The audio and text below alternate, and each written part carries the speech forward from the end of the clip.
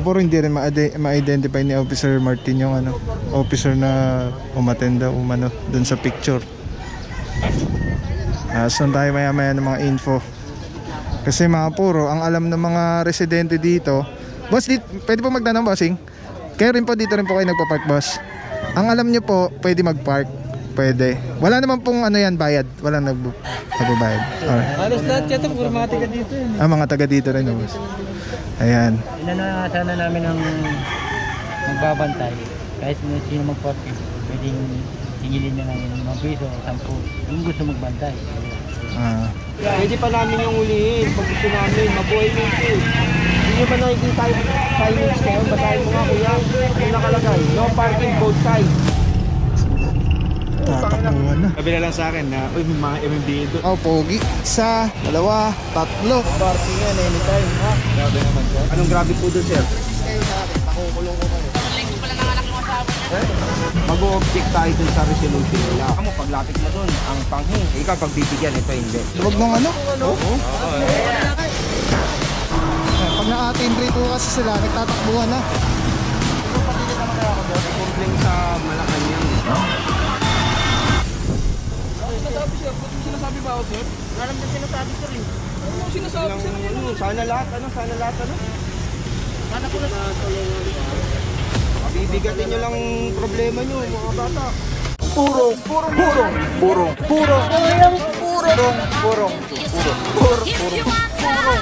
pagmamahal.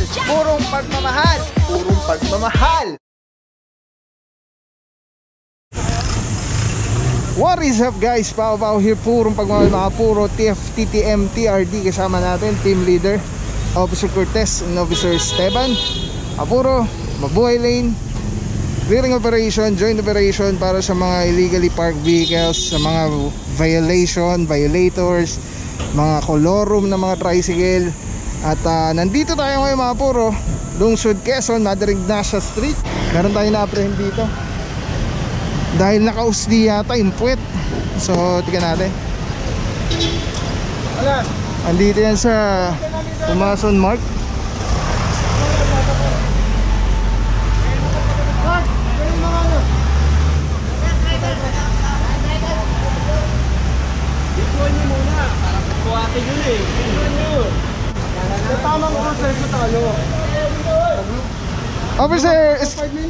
Officer Estareha, mabuhay po. Good morning, bossing. Bossing, ito po ba? Hindi po ba ito parking space? Hindi po sir, kasi sako pa ng natin po sir. Bangketa po? Bangketa po. Side. Po, may kulay po tayo na yung pang sinusunod natin pag sila dyan sir. Ayun, kaya pala siya na-apprehend. Yes sir. Alright, yung mga puro, ito pala, hindi pala to parking space para dito sa establishment na to. Ito pala yung sidewalk. Ayan, nakita natin. May mga motor. Mukhang, ano rin po ba to? Yes, sir, kasama subject pa rin pa rin po yun. Alright. So para sa tao po ito. Alright, thank you so much po, maboy. Bossing. At yan, at ito, na-apprehend na nga ito, no? Ito, pero meron sila dito nakalagay na, Pumason, customer parking only. Ayan, diba? Tapos pag nahuli yung mga nagpark, hindi naman nila sagutin. Ito mga puro, ay no parking, Barangay Paligsahan. No parking. Ayan. So yung mga puro, ito mukhang okay na to. Pasok na siya. Pero ito mukhang nakausli. Hindi natin alam kung maano rin, ma-apprehend din. Pero ito nga, may mga driver po is tinitikita na lang. Obstruction. And then yung mga walang driver, after 5 minutes is subject pa rin pound na.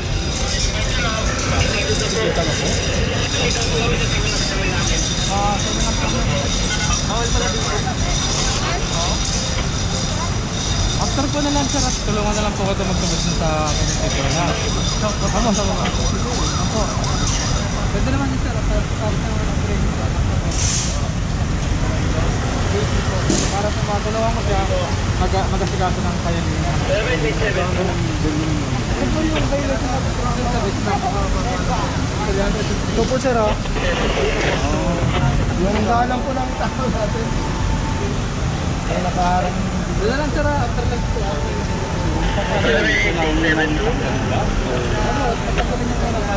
Picture na natin sir, before and after, para may report tayo. Eh mga bro, in-explain na ni Bossing na ito ay sidewalk. Ang problema, meron silang nakalagay doon, customer parking. So parang ano, parang misleading yung post na yun. Sir, ma'am, bawal po dyan, wala po in-advance yung security guard. Wala. Ganun talaga. Dito kaya nga po ba kasi talaga sa akin yung bawal eh. Pero wala nang bawal na. So, in-interest na hindi. Ayan, hindi alam ni Bossing na parang na biktima pa siya nung ano, nakalagay customer parking. Pero sidewalk po ito. Kawawa naman si boss. Na ano, nahuli natin kita pa dahil lang sa ano, sa misinformation nung ano. Eh mga bro, ito na orasan na. So naka 5 minutes na yata ito. Ganda ng auto. So subject for towing na. And also yung mga motorsiklo, ayan, sasampa na. Eto, naalala nyo dun tayo sa Maynila, ano? Sasampa ng mabilis ng mga motor.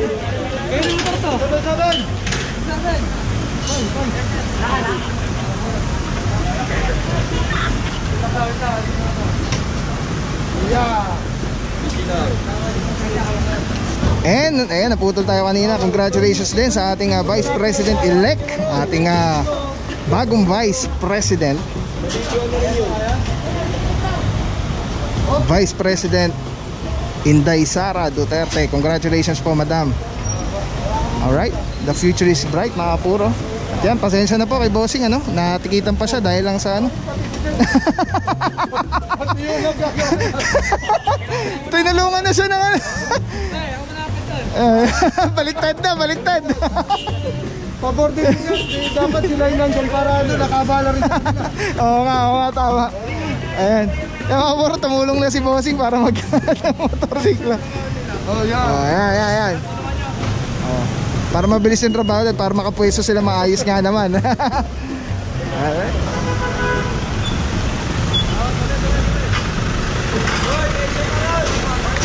Alright mga puro, meron pa daw isa doon. Motorsiklo. Yung motorsiklo rin pala. Tapos ito nga ay tinotow na itong jeep. Actually, hindi lang sidewalk yung ano yung mga puro, hindi lang sidewalk yung kanilang na ano, na abala, na harangan, kundi kalsada na, usli talaga. Kaya obvious na obvious yung violation. Obstruction talaga. Kaya saglit lang ha. Ay mga puro, ito po ay sidewalk, tumepula. Yan, na-inform tayo ni Bossing.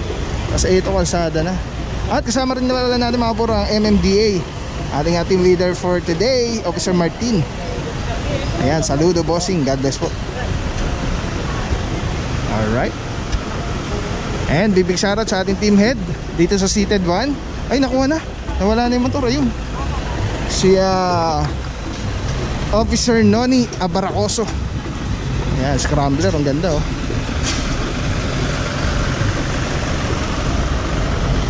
Subject for impound.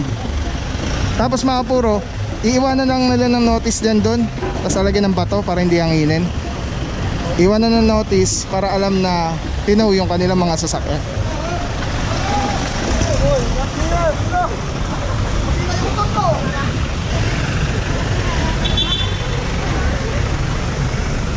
Alright mga puro, yan ang kagnapan pangyayari ngayong araw na to. Tuloy-tuloy lang tayo mga puro. Saludo Officer Cortez, Officer Esteban, TFTTM, TRD, Sir Dexter Cardenas, at Sir Ben Ibon. Mabuhay po mga bossing. God bless po.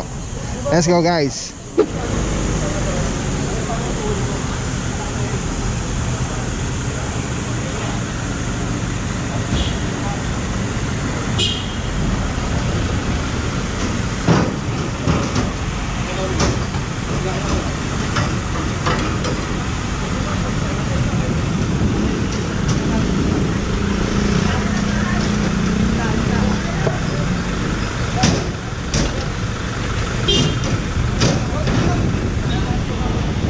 Mga puro,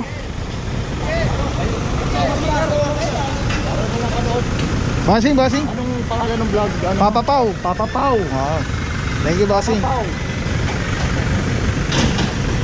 Eh mga puro, nakasampa na yung ano, yung etong jeep na SUV. Grabe, ang bigat. Ang bigat oh. Parang di kaya nung ano, yung tow truck eh. Hindi na kayo makakasakay ng ano? Okay guys, nandito na tayo sa M-Place. Tingnan natin maya maya kung anong mga specific street na ito. At may naabutan tayo dito na isang SUV ulit. Ang gaganda ng mga sasakyan mga puro, kaya lang wala mga parking. Ano yung ano natin? Good morning, Officer Mentera. God bless po, saludo mga bossing. At anong lugar ba to? Tingnan muna natin. Basta ito ay M-Place. At pag gumanon yan, ang alam ko eh kung dito or dito, Quezon Ave. Tingnan natin ano meron dito. Ayun o, no parking, waiting, stopping. Kahit stopping, kahit waiting, no. Diba? Pag mabuhay lane po.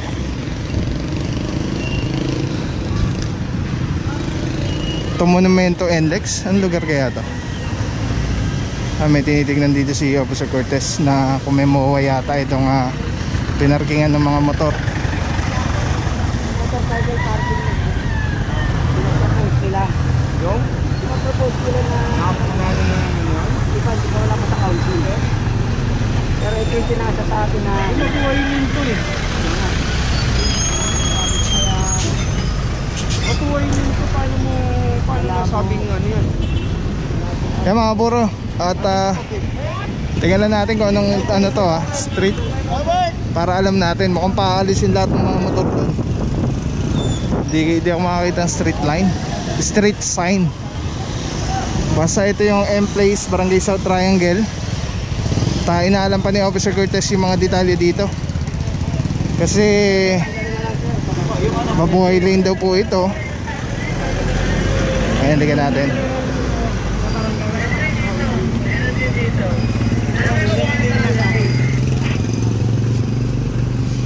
Kira mo kayo, Nay. Matin ba kayo ng public consultation ba? Ayun sila ano, sila So ayan, meron silang ano dito mga puro, resolution. Resolution allowing one side motorcycle parking. Yan, hindi pa naman aprobado ng council yun eh. Barangay pa lang yun eh. Pwede pa namin yung ulihin. Pag gusto namin, mabuhay mo ito eh. Hindi nyo ba nakikita tayo news ngayon? Basahin mo nga kuya. Yung nakalagay, no parking both sides. Hindi pag-ano sa akin yung papel dyan. Pagka ginuli ko ito ngayon, kaya ko sagutin yan. Nakaalam ko nga yung proseso eh. Mga puro, ang sa pagkakaintindi natin, meron siyang resolution pero barangay level pa lang.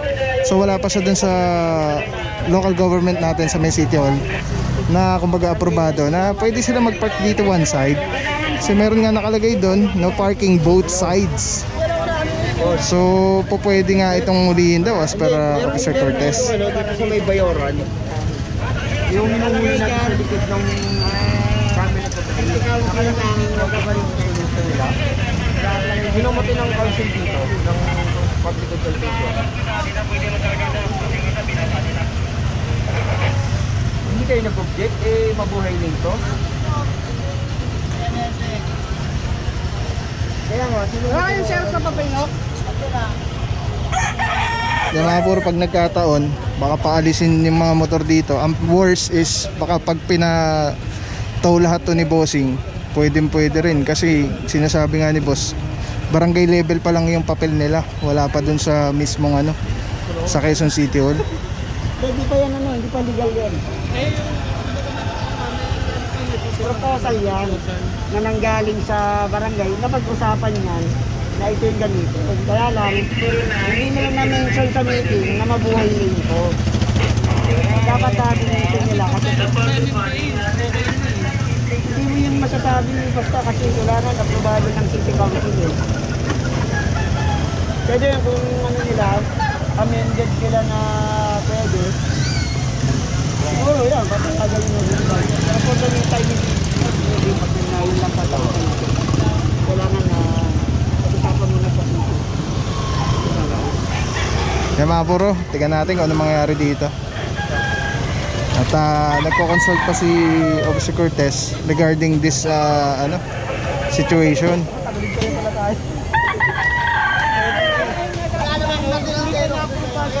Dahil yung parang papel nila barangay level pa lang, parang hindi pa siya kumbaga rehistrado ba sa City Hall mismo.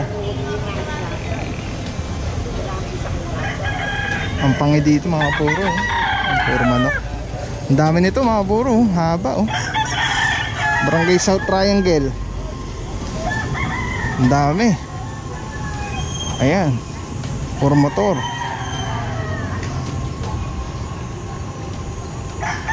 Dito rin may nakasulat din, may nakapaskil din nung nung kanilang parang sinasabing papel. So ayan, publicly posted. Ayun naman yung sinasabi ni Officer Cortez, no parking both sides. Tapos dito maraming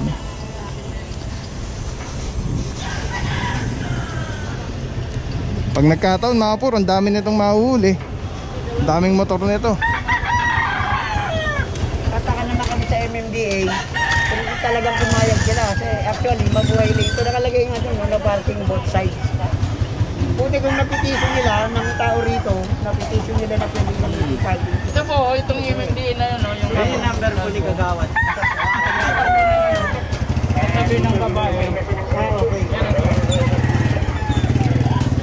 Kapatid ko na ipagano sa amin. Ano namin sa pero malaman nyo lang din yung legality ng Salamat sir. oh, sa barangay pa lang. Si Tanggoy Korting niya. Kailangan ba talaga sa function? Opo. Kailangan po yun. Basta-basta na ano. Kailangan na pinag-uusapan ng mga konsyel yan. Sa mga puro, mukhang i-verify muna natin to kung ano yung legalities ng pagpapark nila dito. May sinasabi silang MMDA na umaten, ito daw nasa gitna. Pero sa picture lang po siya, yung nakapirma wala namang MMDA, puro kagawad lang, SK saka barangay chairman. Ayan. Silipin na natin mga puro yung mga tinotow na dito sa labas. Wala na po siya, thank you po siya, sorry. Next time, papataw boss. So yan mga puro, tayo sa labas. Ayun, nasampa na yung kanina na daanan natin. Tapos malinis naman dito sa area. I think, hindi ko alam kung may natikitan tayo dito sa M-Place. Well, ito na nga yung magiging tinaalam pa natin. Itong ginawang parking space na ito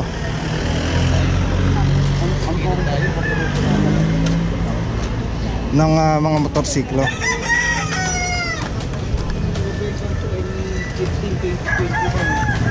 2021 pa pala ito mga kaporo. Bigay mo nga yung bigay mo nga yung letter ng South Triangle nung November 2 and 15, 2021. November 2 and 15, 2021. Kung meron sila pinareceive na public consultation meeting. Ay mga puro, meron ng pinapa-verify na ni Officer Cortez regarding sa legalities, yung papers and documents na to. Kasi mga puro, mabuhay lane tong area.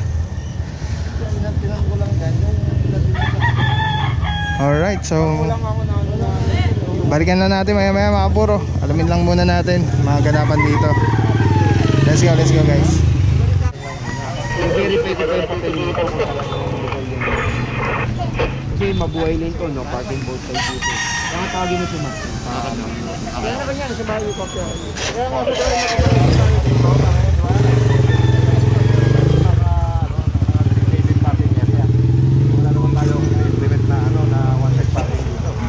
sa kami siyempre, hindi namin papayagan yan kasi yan, wala tayong representative na umatin dyan. Ngayon, pagka dyan, susulat tayo kay barangay na hindi siya pwede mag one side parking dito. Dahil mabuhay lane to no parking both side. Nanguhuli nga tayo dito. Magpapa one side siya rito. Hindi pwedeng ganun. mag-o-object tayo dun sa resolution nila. Kaya nga, bine-verify ko na sa opisina kung may letter na. Yun lang naman natin malalaman yan kung may letter. Kasi pag may meeting naman, tinatawag mo naman sa Oo, di ba? Pinahating ko naman kayo. Hirap niya sa Hindi, ayun, hindi. Department of Public Order and Safety and Traffic Management Division. Diba? Eh mga bro, hintay lang natin si Officer Martin. May tatanong lang si Officer Cortez. Tapos mamaya question din tayo kay Officer Cortez kung ano ba yung mga nangyayari dito para may idea rin tayo. Boss, may ano ka ba rito regarding dito, sir? Wala sa barangay lang yan, sir. Wala sa MMDA. Kaya nga, may matin sa inyo. Si ano pa inyo?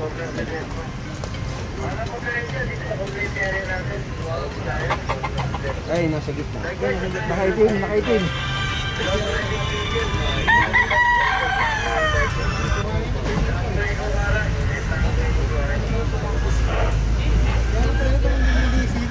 Check mo yung 2021, check mo yung 2021.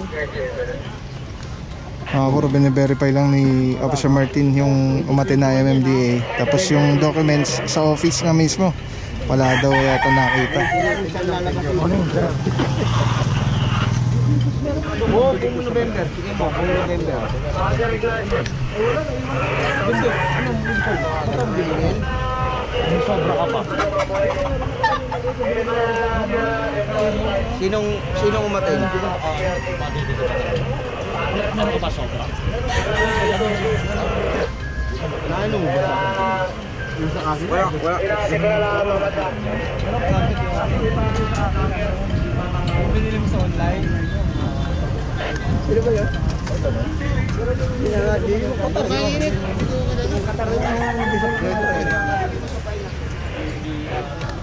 Mga puro hindi rin ma-identify ni Officer Martin yung officer na umatenda dun sa picture.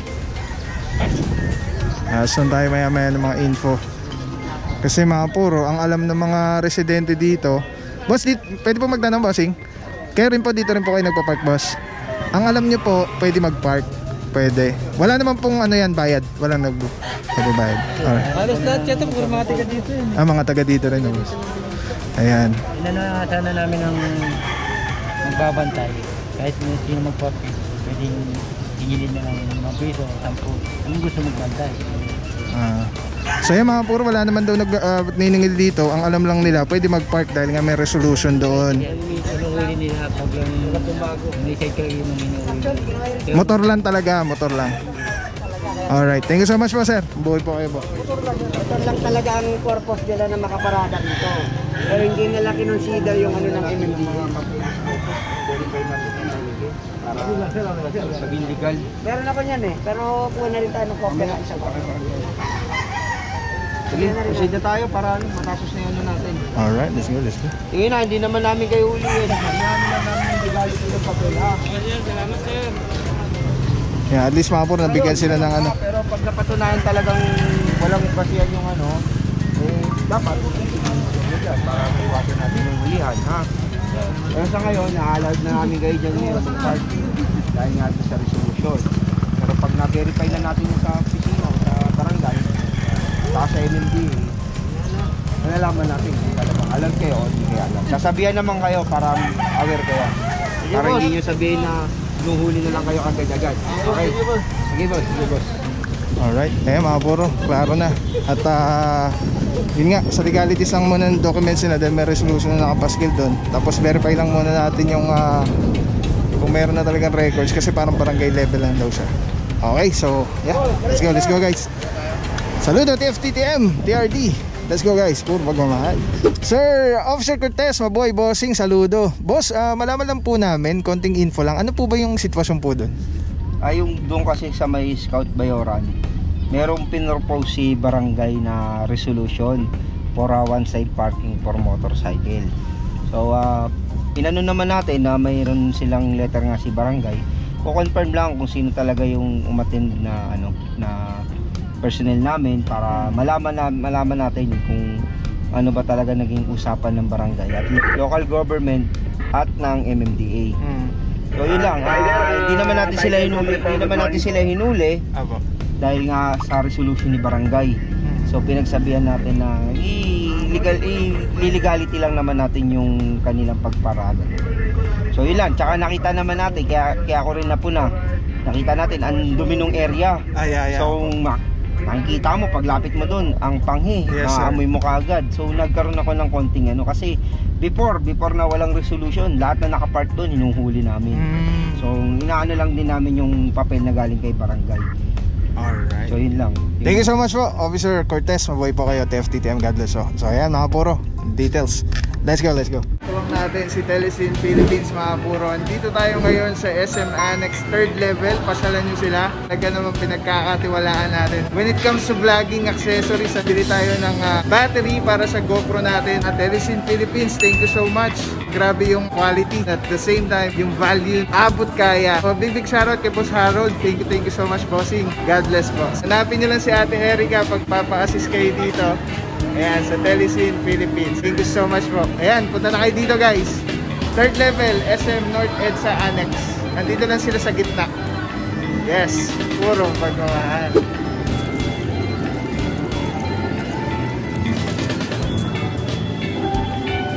Grabe guys, actually, mas matagal pa tong yung buhay nito kaysa dun sa original battery ko na GoPro. Kaya quality talaga pag Telesin. Ayan, so wag na kayo maghanap ng iba. Meron rin silang Shopee and Lazada store. Telesin PH, Telesin Philippines guys. Ayan. Maraming salamat sa iyo. Walang papabaw. So thank you so much sa walang sawang support, tiwala. Thank you sa Panginoon at ingat kayo palagi. Again, kung walang papabaw. So thank you so much. God bless you. Purong pagmamahal. Thank you so much. God bless.